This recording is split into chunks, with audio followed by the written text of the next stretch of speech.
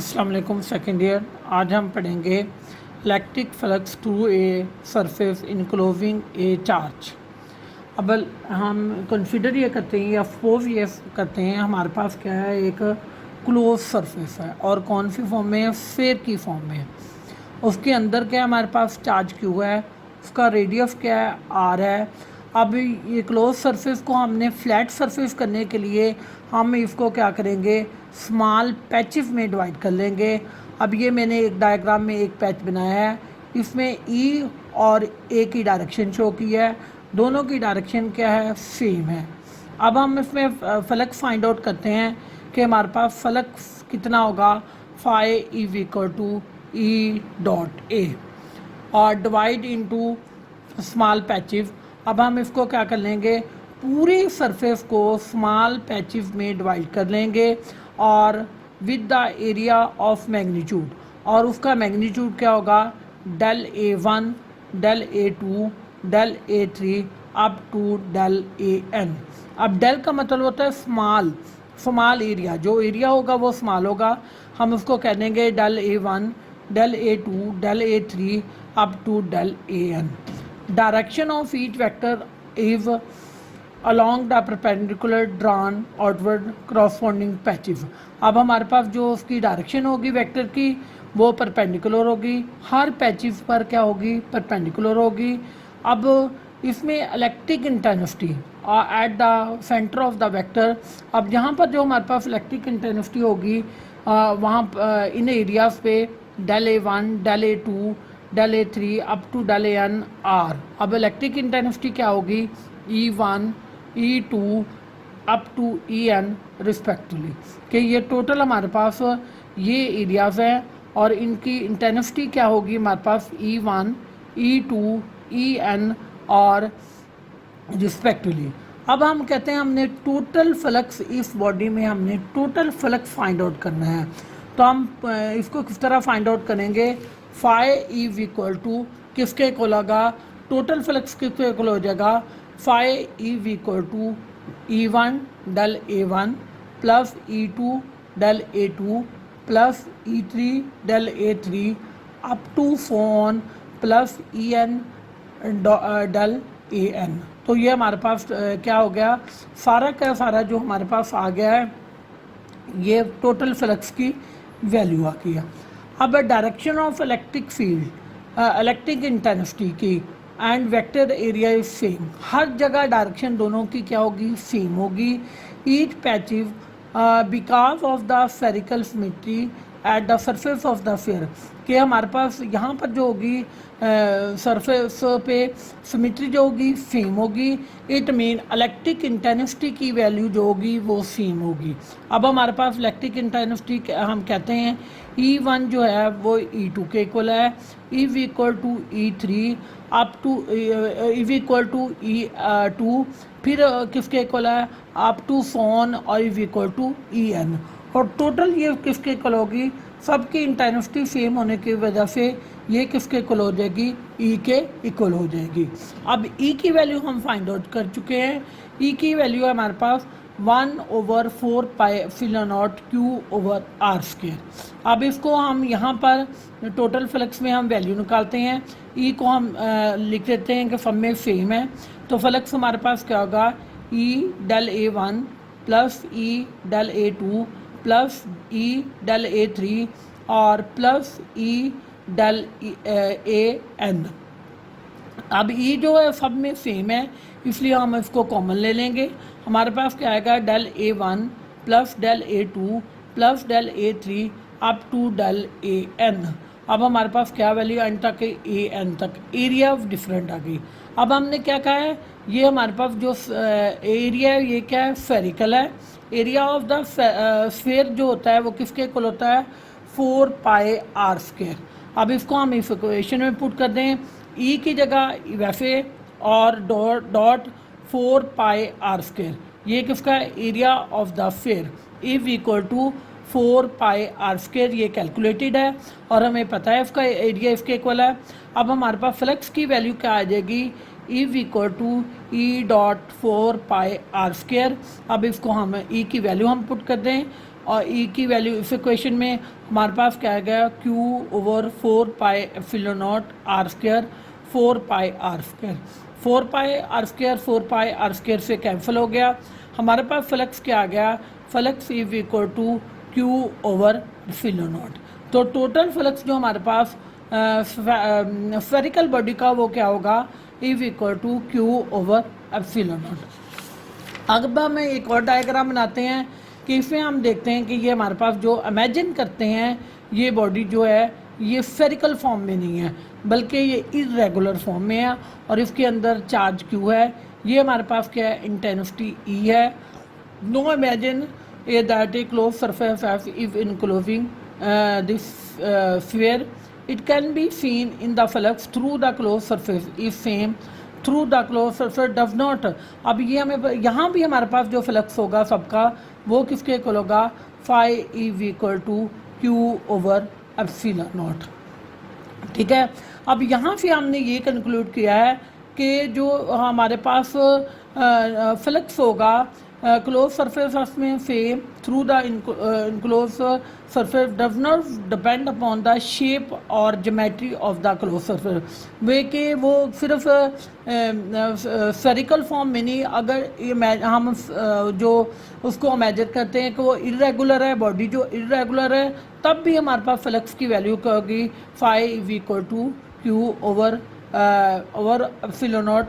और जो फ्लक्स है वो किस पर डिपेंड नहीं करता shape and geometry of the close surface पर डिपेंड नहीं करता बल्कि फ्लक्स किस पर डिपेंड करता है it depend upon the medium and charge enclose. किस पर डिपेंड करता है ये मीडियम और जो चार्ज इनक्लोज करते हैं उस पर डिपेंड करता है। ये मैंने आपको अपनी उसमें से समझाया। अब मैं आपको ये बुक से में से भी एक्सप्लेन कर देती हूँ। ये हमारे पास क्या है electric flux through a close surface point है हमारे पास 12.6 और let us calculate the electric flux through a surface in the shape of spherical sphere of radius r due to the point charge q placed at the center of sphere as shown in fig 12.14। अब ये वो उसी तरह की diagram है कि इसके अंदर चार्ज क्यू है इसका रेडियस आर है इस पर इलेक्ट्रिक इंटेंसिटी है और डेल ए है और 12.4 अप्लाई द फार्मूला। अब उसमें हम कौन सा अप्लाई फार्मूला करेंगे phi E is equal to E dot A for the computation of the electric field the surface area should be flat. अब हमारे पास जो सरफेस एरिया होना चाहिए वो क्या होना चाहिए फ्लैट होना चाहिए। For this reason the total surface area of the sphere is divided into small patches. हम इसको क्या करेंगे डिवाइड कर लेंगे स्मॉल पैचेस में और with the area of each हर एक का मैग्नीट्यूड का del A1 del A2 del A3 up to del AN। If N is very small if n is very large each patch would be flat of area। हर एक का हमारे पास area क्या होगा फ्लैट होगा। The corresponding vector area are हमारे पास क्या होंगे del A1 del A2 del A3 and del AN respectively. The direction of the vector is along perpendicular drawn outward to the corresponding patch. कोई वो उसके ऊपर क्या होगा परपेंडिकुलर होगा। परपेंडिकुलर का मतलब आपका उस पर एंगल कौन सा बनेगा पैचेस पे एंगल 90 का बनेगा। The electric intensity at the centre of vector area जो ये जो हमारे पास वेक्टर एरिया हैं del A1 del A2 del A3 are उन पर क्या होगी E1 E2 E3 up to EN respectively कि जितना जो जो एरिया होगा उसी के क्रॉसपोंडिंग हमारे पास इलेक्ट्रिक इंटेंसिटी होगी। अब हम टोटल फ्लक्स फाइंड आउट करेंगे तो हमारे पास फाई किसके करेगा E1 dot del A1 plus E2 dot del A2 plus E3 del A3 dot del A3 plus EN dot del AN। अब direction of electric intensity and vector area is same at the each page. हर patch पे जो हमारे पास होगी area की और electric intensity direction same होगी और because of the spherical symmetry at the sphere और surface of the sphere E1 is equal to E2 is equal to सारी इंटेंसिटी